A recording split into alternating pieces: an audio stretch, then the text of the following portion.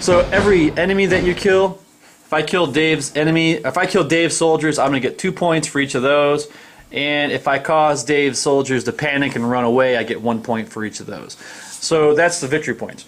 As I move forward, so I said I can move. My second option is the fire. Firing is a little bit more tricky to understand, but it's not difficult at all. The fire, you have to play a fire card. Now, up here it says fire and fire power. The fire power is what your men, in order to fire, have to come up with to use this card. This fire power is 7. So I look at the relative range. These guys are at relative range 1. You look here, 1, 0, added together is 1. So I look at the 1 column. He gives me nothing. He gives me 1 point. Let's see here. This guy over here, he gives me 3 points, so I'm at 4.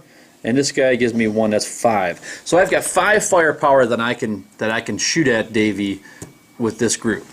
But unfortunately, I need 7 to trigger this card.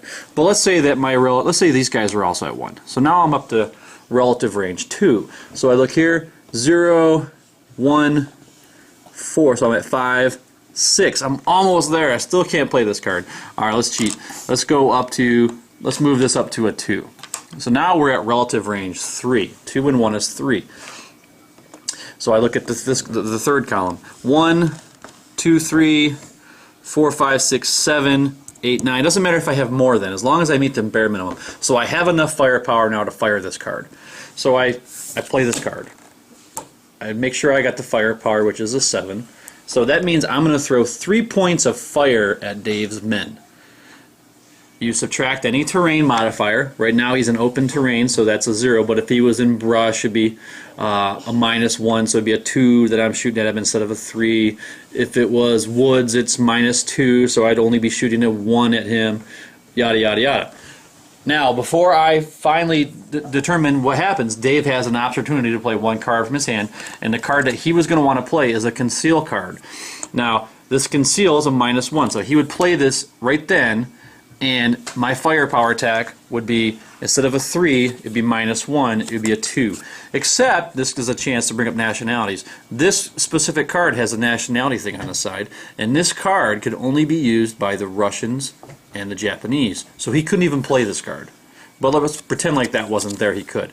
But if there's a card in your hand you can't play, it's just a dead card, and you have to just use it for a discard. So let's say that he could use this. So that's a -1. So I'm shooting at Davey right now with a 3, -1 for the conceal, so it's a 2. So I'm shooting Davey with a 2. So what we do is, we take this deck of cards, and we look at the random number. So we go 1, 2, 3. The order of the men's important. It always stays the same. I'm shooting at this guy. So his KIA number is an 8, and to make him, his morale is a 3. So if I get, the key is I want to get a 3 or better. Now the way that works is I already have a 2, so I flip over the top card and I take the top right number, which is a 0, which is nothing. So 2 plus 0 is a 2, no effect to this guy. Good job, Davey. 2 plus 1 is a 3. So I broke this guy. I didn't roll, but I flipped. My 2 plus 1 is a 3.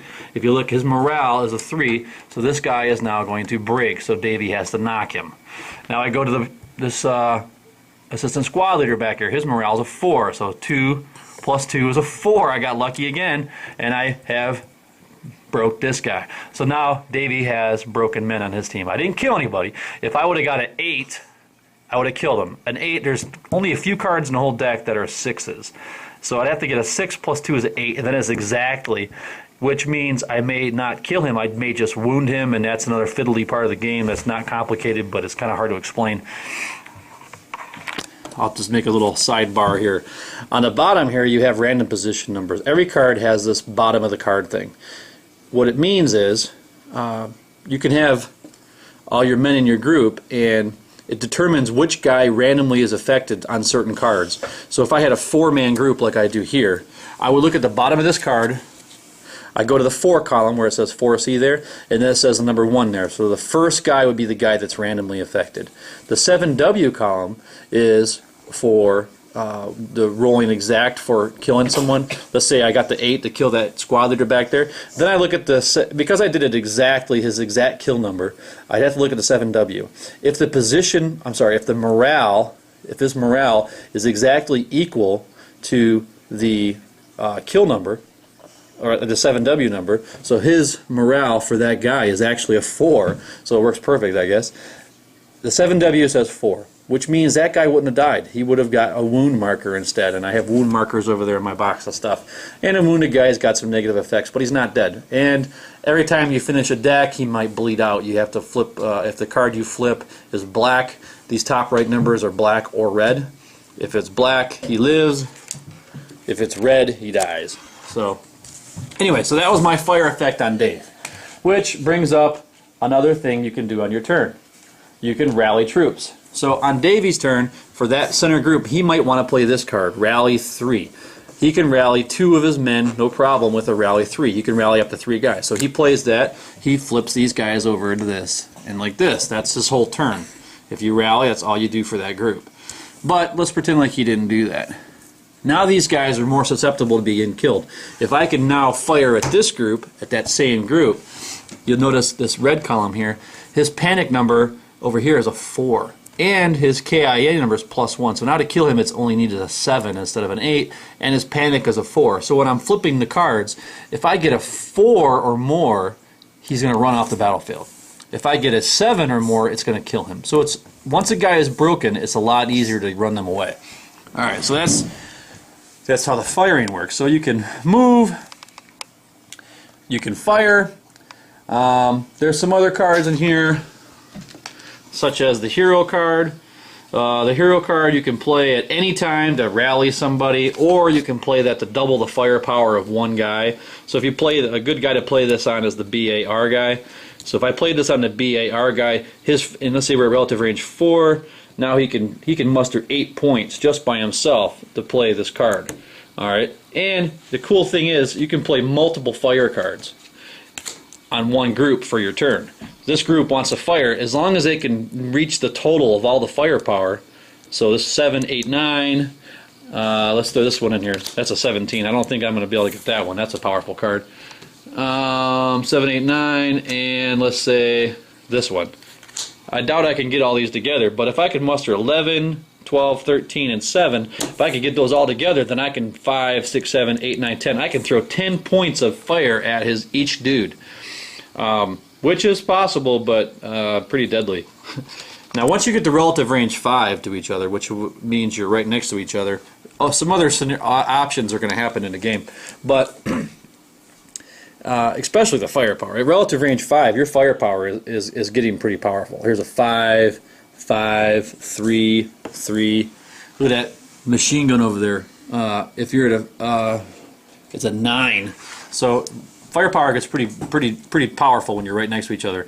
Plus, when you're right next to each other, there's a possibility of infiltrating. You can attempt to infiltrate one man into a group that's 5. If you're successful, you mark them with an infiltration marker.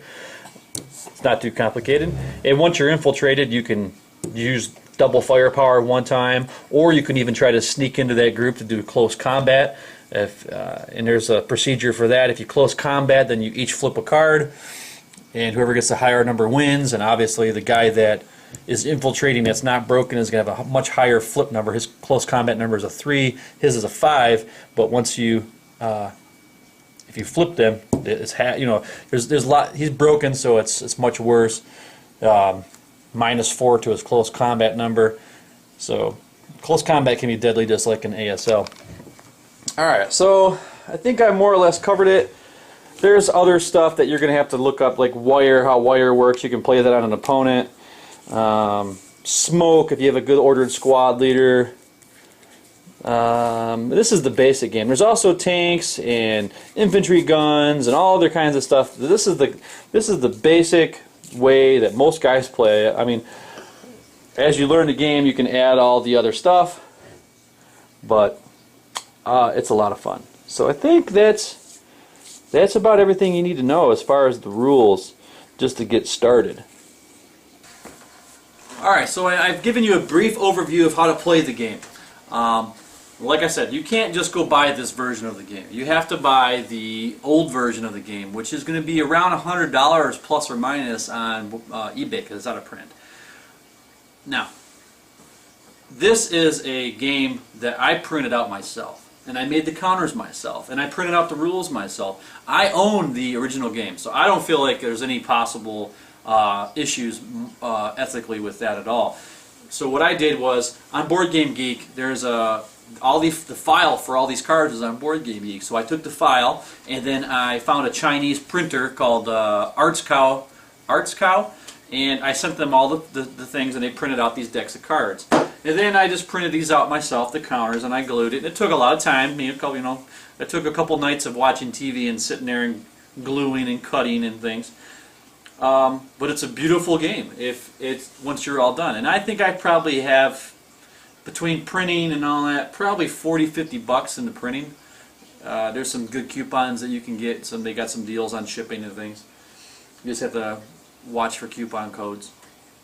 But this game is a lot of fun. It's different than ASL because there's a lot of chaos. It's kind of like Combat Commander in that way, but it's chaotic because you don't know what's you don't know what terrain's going to be there. All you know is you have an objective to go forward, and as you go forward, the terrain, you might find a building over that hill. You might find a river. A river might show up right in front of you. You have to try to ford the river to get across it.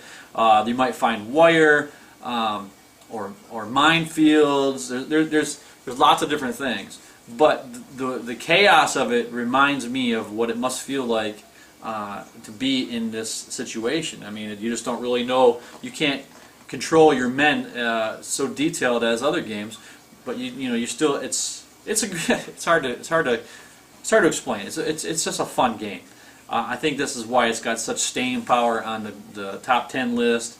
If people still talk about it, there's a big push to get it reprinted, but I'm not sure what's going on with that. I don't know if the guy who owns the rights to the game or what's going on. I just don't know that Multi-Man Publishing has no plans to publish this anytime soon, at least according to what I've read, and that the rights to the game is the issue. So pick up your copy on eBay, or if you see a copy in a thrift store, snatch it up, trade for a copy, and then once you have a copy, I would take it to the next level. I would make these redesigned cards in the counters. They're just pretty, they're easier to use, and you won't regret it. So this is up front. Thanks for joining us today. For more written, audio, and video reviews, as well as the #1 board game podcast, check out the website at www.thedicetower.com. Until then, this is Eric Summerer, and you've been watching The Dice Tower.